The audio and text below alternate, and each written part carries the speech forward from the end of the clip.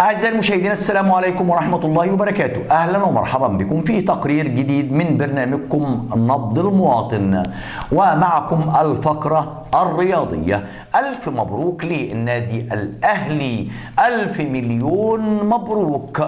النهاردة النادي الأهلي قدم مباراة خيالية. النهاردة حسين الشحات أحرز هدفين، أحمد عبد القادر هدف. النهارده حسين الشحات اسعد جماهير الاهلي كما عودنا. ايه الحلاوه دي؟ بصراحه انا كنت كنت بتكلم عن جماهير الزمالك والحزن اللي هم فيه، طبعا مقارنه بالسعاده الغامره اللي طبعا بيمر بيها النادي الاهلي. حاجه تشرف بجد. حسين الشحات، احمد عبد القادر اسعدوا النادي الاهلي، وكل لعيبه النادي الاهلي اسعدهم طبعا جماهير النادي الاهلي. النهارده كهربا ما كانش موفق تماما، اضاع اكثر من هدف، ولكن طبعا احنا متعودين من كهربا انه يسعد جماهير النادي الاهلي، ولكن النهارده لم يوفق. ولكن الحمد لله فريق النادي الاهلي قادر على انه يسعد جماهير النادي الاهلي ويسعد جماهير افريقيا بالكامل ويسعد مصر، لانه بيمثل مصر. ان شاء الله متعودين على ان النادي الاهلي يسعدنا، وان شاء الله هيحصل على كأس العالم في السعودية ان شاء الله باذن الله. انا قلبي حاسس ده ان هو ده النادي الاهلي. برافو المدير الفني، برافو الكابتن الخطيب، كابتن محمود الخطيب.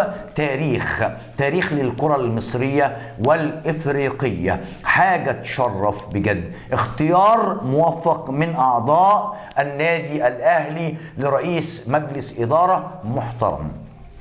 أعزائي المشاهدين، حسين الشحات أحمد عبد القادر هزيمة بصراحة مستحقة. أضاعوا أكثر من هدف، كان ممكن يكون 4 5 6. طبعا العارضة تصدت لأكثر من هدف النهارده، لكن النادي الاهلي نادي قادر على انه يعطي، يعني قادر على العطاء. ألف مليون مبروك. طبعا الزمالك مختلف تماما في الاداء وفي اسعاد جماهيره، مش قادر يسعد جماهيره لغايه دلوقتي. النهارده لعب مباراتين. الاهلي طبعا لعب مباراه في الدوري، الحمد لله فاز بجداره، ولكن الزمالك يعني هقول هزيمه من المقاولون، يعني تعادل مع المقاولين العرب. هدف لاحمد علاء ويوسف ابراهيم اوباما. لكن الاهلي ما شاء الله عليه بيمثل مصر طبعا في افريقيا، قادر على العطاء.